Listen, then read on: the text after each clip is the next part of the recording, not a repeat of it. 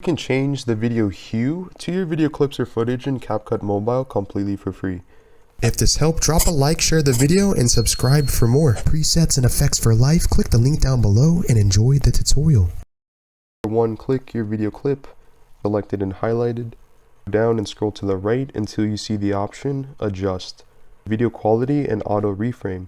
Scroll all the way to the right, you see the option which says Hue, Fade and Temp. If you click this in the middle and drag it to the right, your video clip or footage is changing color.